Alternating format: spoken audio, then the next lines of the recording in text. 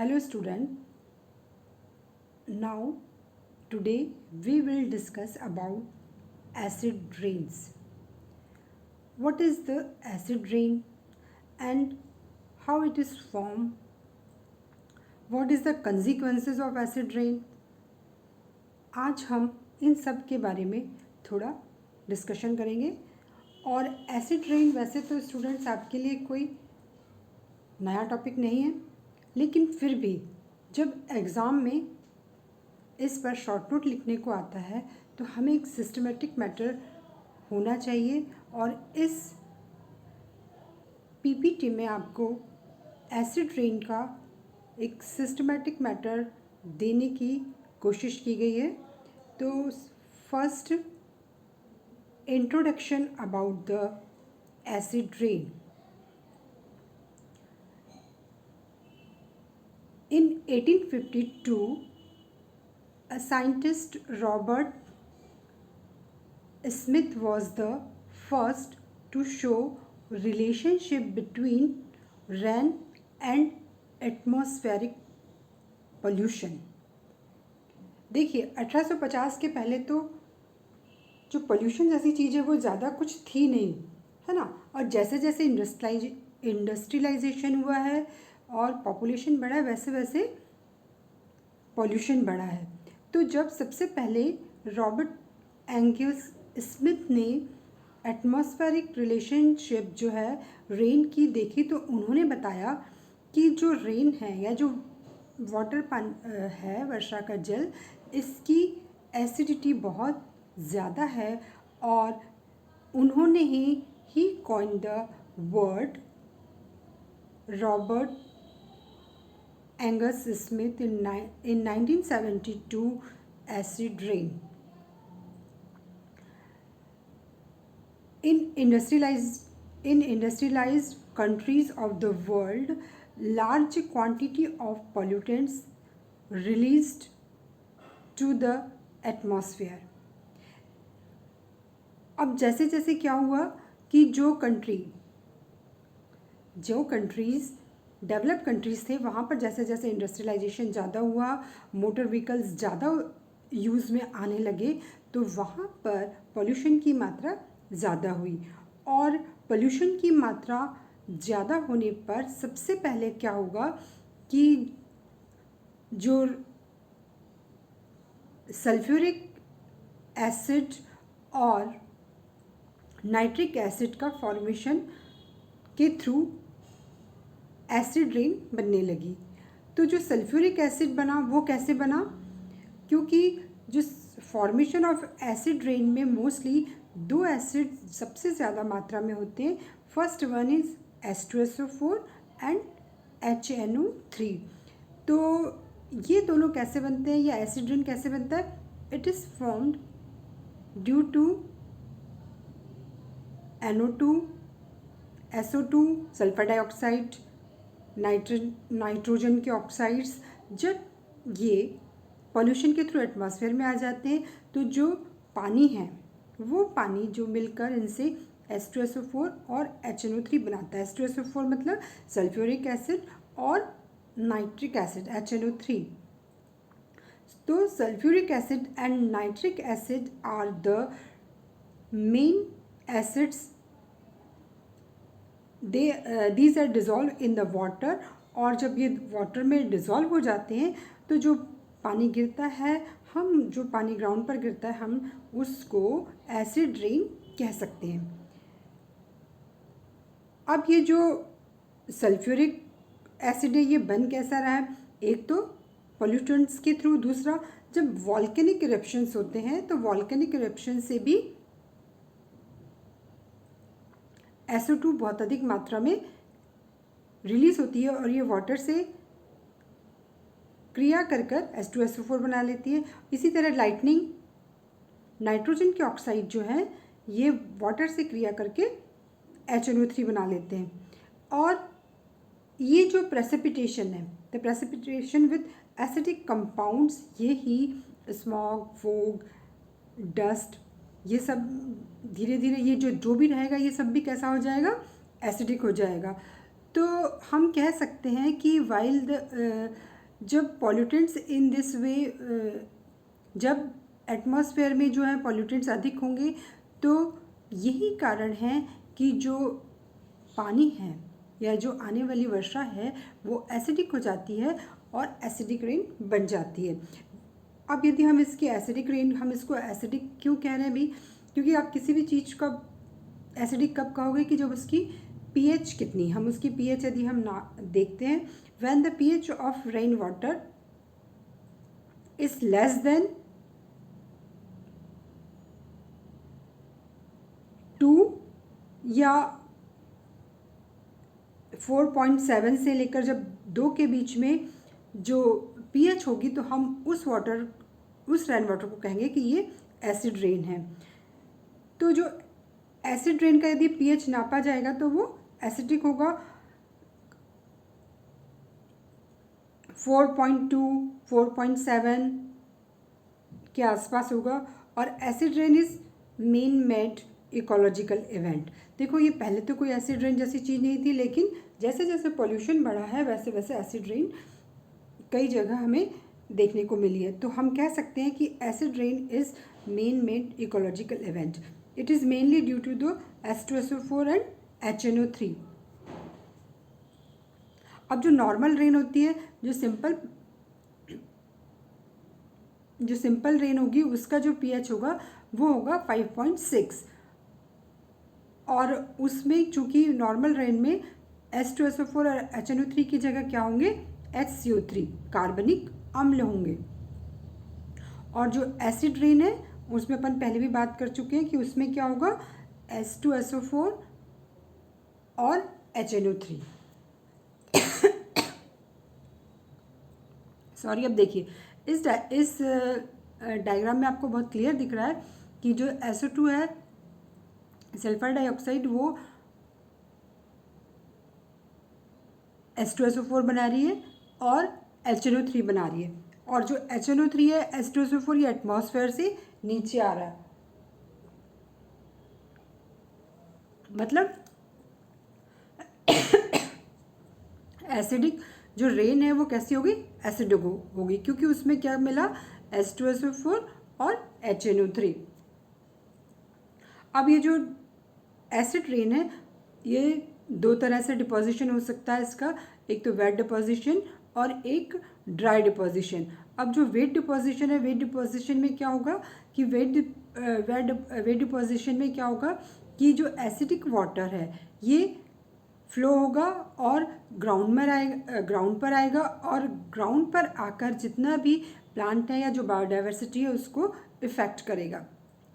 मतलब acidic rain कहाँ पर आ गई, ग्राउंड पर आ गई, और ग्राउंड से वो फ्लो होती हुई जब प्लांट्स की रूट पर जाएगी या वहाँ पर तो जो भी बायोडाइवर्सिटी है उसको अफेक्ट करेगी। इसी तरह जो ड्राई डिपोजिशन है, ये ड्राई डिपोजिशन क्या होगा, एसिडिक गैसेस और ड्राई पार्टिकल्स। तो ये जो ड्राई पार्टिकल्स हैं ये फॉल होकर या तो अर्थ पर एक ड्राई लेयर बना लेंगे या प्लांट्स की लीव्स पर भी ये ड्राई लेयर बनाकर और पूरा वहाँ पर जो है एसिडिक लेवल बना सकते हैं, या एक जो पूरी की पूरी लेयर है वो किसकी हो जाएगी, एसिडिक लेयर हो जाएगी। अब ये जो हम पहले भी बात कर चुके हैं कि इसके जो कॉजेज है या जो इसके सोर्सेज है वो क्या है, ऑक्साइड्स ऑफ सल्फर और ऑक्साइड्स ऑफ नाइट्रोजन। अब जो फॉर्मेशन ऑफ एसिड रेन होता है वो फॉर्मेशन कैसे होता है, the action of SO2 leading to acid rain, it is formed, ये 2 तरह से बन जाती है। पहला तो the conversion of SO2 into SO3। जो SO2 है वो ऑक्सीजन से रिएक्शन कर सल्फर ट्राइऑक्साइड बना लेगी और फिर ये एब्जॉर्प्शन करके और ये UV रेडिएशन के थ्रू H2SO4 बनेगा। अब जो सल्फर डाइऑक्साइड है ये किस में परिवर्तित हो गई, SO3 में, और ये वाटर से क्रिया कर UV रेडिएशन के थ्रू ये वाटर से क्रिया कर H2SO4 बना लेगी। इसके बाद क्या होता है कि जो बर्निंग ऑफ फॉसिल फ्यूल्स हैं, तो जो बर्निंग ऑफ फॉसिल फ्यूल्स हैं इनके कारण भी अमोनिया और अमोनियम जो है एटमॉस्फेयर में आते हैं। और अमोनियम जो है, कई अमोनिया जो है ये एनिमल से, लाइव स्टॉक से भी एटमॉस्फेयर में आता है और ये फिर वही वाटर से रिएक्शन कर कर HNO3 बनाएगा। या जो एटमॉस्फेयर में NO2 है, नाइट्रोजन के ऑक्साइड्स हैं, डिफरेंट नाइट्रोजन के ऑक्साइड्स हैं, ये ऑक्साइड्स ऑक्सीजन से वाटर से क्रिया करेंगे किसके उसमें, यूवी रेडियोएक्टिव पदार्थों के उसमें, और ये बनाएंगे मतलब यूवी जब रेडियोएक्टिव पदार्थ होंगे या जो सनलाइट है, सन की यूवी रेडिएट लाइट्स है, उससे इफेक्ट होकर जो नाइट्रोजन के ऑक्साइड्स हैं ये HNO3 में परिवर्तित हो जाते हैं। अब जो नाइट्रोजन के ऑक्साइड्स हैं ये एटमॉस्फेयर में कई तरह के से आ जाते हैं, जैसे व्हीकल से और इंडस्ट्रीज के थ्रू। अब फैक्टर्स डिटरमाइनिंग द एसिडिटी। अब जो जितना अधिक मात्रा में HNO3 और H2SO4 उस क्षेत्र में होगा वहाँ की रेन ज़्यादा एसिडिक होगी, और जो ज़्यादा एसिडिक रेन होगी तो नेचुरल है कि वो बहुत अधिक नुकसान भी, वहाँ के एटमॉस्फेयर को नुकसान भी पहुँचाएगी। अब और भी जैसे हैं कि burning coal, burning oil and burning the natural gases. यदि पावर स्टेशन है जहाँ पर कि इलेक्ट्रिसिटी बन रही है, कोल बर्न हो रहा है, तो ये सब सल्फर डाइऑक्साइड को रिलीज़ करते हैं। इसके बाद आपका जितने भी पेट्रोकेमिकल्स जलते हैं, मतलब जो वाहन है, व्हीकल्स हैं, वो जितनी अधिक मात्रा में चलेंगे उतनी अधिक मात्रा में सल्फर डाइऑक्साइड और नाइट्रोजन के ऑक्साइड रिलीज होंगे और ये पोल्यूशन बढ़ाएंगे। जब नेचुरल गैसेस में बर्निंग होगी, वो जलेंगी, तो भी एसिड रेन बनने में हेल्प मिलती है। फिर है आपका वॉल्केनिक इरेप्शंस होता है। जब ज्वालामुखी में वॉल्केनिक इरेप्शंस होता है, ज्वालामुखी बनते हैं, तो उससे भी क्या होता है कि एसिड रेन, उससे जो गैसेस निकलेंगी। फिर फॉरेस्ट फायर, जब जंगलों में बिना किसी भी कारण से सूखे जंगलों में आग लग जाती है, तो वो भी सल्फर डाइऑक्साइड और इन गैसेस को निकालेगा। अभी जैसे एट प्रेजेंट अमेरिका के आसपास कैलिफोर्निया और फ्लोरिडा क्षेत्र में जो जंगल है वहाँ पर बहुत बड़ी आग लगी है, और इसके कारण वहाँ के आसपास का टेम्परेचर बहुत अधिक हो गया है। इसके बाद ये जो है, इसमें आप बहुत क्लियर देख सकते हैं कि मेन मेड कॉसेस आदमी है, आदमी के कारण ही ये एसिड रेन जो है अधिक मात्रा में आजकल हो रही है। अब इसके जो और भी कारण है, पहला एमिशन फ्रॉम व्हीकल्स के थ्रू, इंडस्ट्रियलाइजेशन, डिफॉरेस्ट्रेशन, क्योंकि हम बहुत अधिक मात्रा में फॉरेस्ट का खनन कर रहे हैं, फॉरेस्ट को डिस्ट्रॉय कर रहे हैं, और ये एसिड रेन को बढ़ावा दे रहा है। अब देखिए, ये एसिड रेन के जो सबसे अधिक इफेक्ट एसिड रेन का इंडिया में देखने को मिला है वो है ताजमहल में। ताजमहल जैसे आपको पता है कहाँ पर है, आगरा में। तो आगरा के आसपास जो मथुरा रिफाइनरी है, उससे और भी, उसके अलावा भी वहाँ पर जो इंडस्ट्रीज़ हैं या व्हीकल्स हैं, उसके कारण एसिड रेन हुई। और एसिड रेन के कारण पहले का जो ताजमहल था वो कितना खूबसूरत था, सफ़ेद कलर का, सफ़ेद संगमरमर बिल्कुल चमकता हुआ, और कुछ साल बाद एसिडिटी के कारण जो संगमरमर है वो पीला पड़ गया। तो acid rain causes corrosion of the marble surface of Taj Mahal. The phenomena is called marble cancer. तो इसको क्या कह सकते हैं कि मार्बल कैंसर भी कहते हैं, क्योंकि जो सफ़ेद मार्बल है ये पीला हो चुका है। अब ये देखिए, इसमें भी आपको इस में बहुत क्लियर दिखाई दे रहा है कि आधा तो बिल्कुल सफ़ेद है और आधा कैसा हो रहा है, पीला। क्योंकि यहाँ पर अभी मैंने बताया कि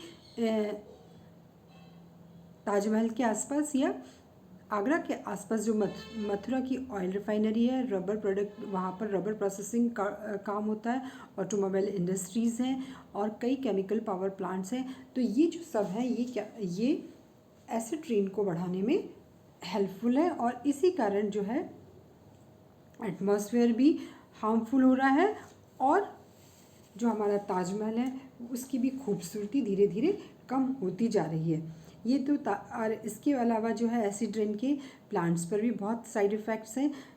एसिड रेन के कारण जो लीफ के पिगमेंट्स हैं ये डीकलराइज हो जाते हैं, और डीकलराइज होने से यहाँ पर क्लोरोसिस हो जाता है, जिससे नेक्रोसिस के कारण लीफ फॉल हो जाती है। मतलब वहाँ पर जिस जगह पर जहाँ ज़्यादा एसिड रेन प्लांट्स पर लीफ पर गिरेगी तो वहाँ पर फोटोसिंथेसिस की एक्टिविटी नहीं होगी, और जब फोटोसिंथेसिस की एक्टिविटी नहीं होगी तो नेक्रोसिस होगा, और नेक्रोसिस के कारण लीफ फॉल हो जाएगी। इसके बाद तो जो फोटो रेस्पिरेशन है, फोटो रेस्पिरेशन पर भी एडवर्सली इफेक्ट पड़ता है, और इसके कारण क्रॉप्स की प्रोडक्टिविटी बहुत कम हो जाती है।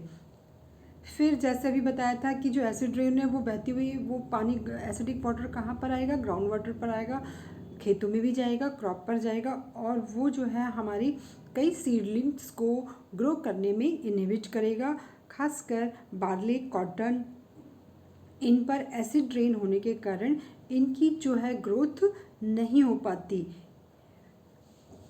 प्लांट्स पर एंजाइमेटिक एक्टिविटीज़ पर भी इफ़ेक्ट करेगा, इसके कारण कई प्लांट्स में विल्टिंग हो जाती है। एसिड रेन कॉसेस जो ह्यूमन बींग्स में है, कई जहाँ पर एसिड रेन ज़्यादा होगी, जहाँ एसिडिटी ज़्यादा होगी एटमॉस्फेयर में, तो वहाँ पर क्या होता है कि आँखों में इरिटेशन, बॉडी में जलन और चकत्ते तक ह्यूमन्स बींग्स में रिपोर्टेड हैं।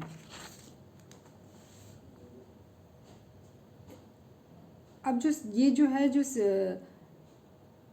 एसिड रेन वाटर है, ये डिज़ोल्व हो जाता है टॉक्सिक मेटेलिक एलिमेंट्स के साथ, और ये भी हमारे आसपास की क्रॉप को और प्लांट्स को, एनिमल्स को, बायोडाइवर्सिटी को बहुत अधिक मात्रा में डिस्ट्रॉय करता है। इन सब के भी अलावा, जैसे कि हम पहले भी बात कर चुके हैं ताजमहल की, इसी तरह कि एसिड रेन इट में causes the corrosion of many buildings, bridges, monuments. खासकर हमारे मॉन्यूमेंट्स पर ये बहुत अधिक इफ़ेक्ट डालती है एसिड रेन। तो यदि हमें एसिड रेन को कम करना है या हमारे एटमॉस्फेयर को सेफ रखना है, तो हमें सबसे पहले क्या करना होगा, हमारी जो पॉल्यूशन है, सल्फ़र डाइऑक्साइड और नाइट्रोजन के जो ऑक्साइड्स हैं, इनका एटमॉस्फेयर में कम से कम आने के लिए हमें पॉल्यूशन को ही कंट्रोल करना पड़ेगा। और डिफॉरेस्टेशन भी इसका एक बहुत बड़ा कारण है। तो हमें अधिक मात्रा में ग्रीन जोन डेवलप कर कर हमें पॉल्यूशन को कम करना होगा। और जहाँ पर हमारे मॉन्यूमेंट्स हैं, खासकर जहाँ पर भी मॉन्यूमेंट्स हैं, उस एरिया को पूरा ग्रीन कवर करते हुए उसके कई दूर तक या उसके कुछ किलोमीटर तक हमें रिफाइनरीज़ या जितनी भी हमारी फैक्ट्रीज़ हैं, इंडस्ट्रीज़ हैं, उनकी परमिशन नहीं देनी चाहिए। तब हम जाकर हमारे मॉन्यूमेंट्स को या इस एसिड रेन से बचा सकते हैं। अब ये देखिए, ये कॉसेस डिसीज़ इन ह्यूमंस में भी जैसे बताया कि आँखों में बहुत जलन होती है, इरिटेशन होता है, हाथों में छाले पड़ जाते हैं, और कई बार पूरी बॉडी पे चकत्ते हो जाते हैं।